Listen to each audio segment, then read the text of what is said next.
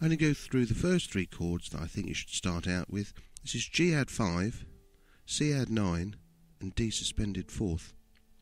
The reason we do this is because these are the easiest ones to change between, because most of the time you just move in two fingers, sometimes only the one. The G add 5, you put your first finger on the second fret of the fifth string, the second finger goes on the third fret of the bass string, the big string, and the third and little fingers go on 2 and 1 strings in the third fret as well. Now you can strum all the strings. That's what I call G add 5. Many people will just call this G, and I call it G as well, but I call it G add 5 just to show you that you've got this extra note here, the fifth note in the G scale, which is the note D. That's that third finger. If you take the third finger off, it's actually still G major. We call it G. Put the third finger on, and I call it G add 5. You could just call it G as well. But if you leave those third and little fingers on for these three chords, you don't need to move them. So that's the first one, the G add 5.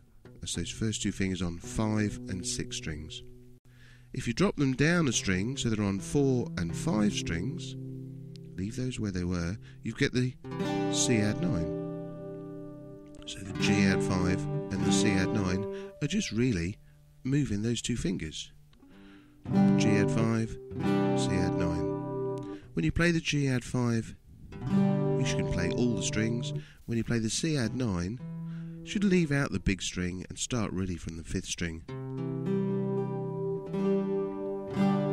G add 5, C add 9. And it's C add 9 because this finger, it's still the same note, the note D, but it's actually the ninth in the C scale. So we call it C add 9. We've got an extra G note there.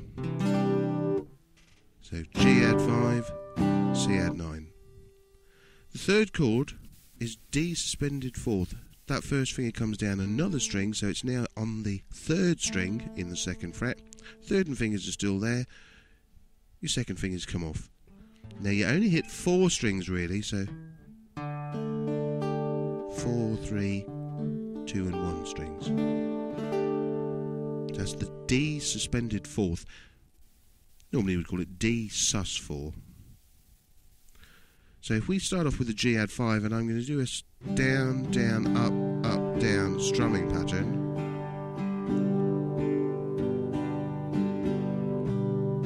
Then change to the C add 9.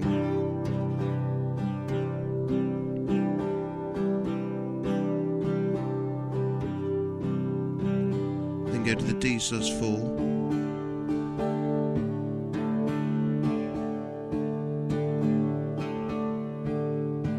Go back to the G, do it once, C add 9, back to the G, drop down for the C, back to the G, drop down for the C, and then the D sus 4.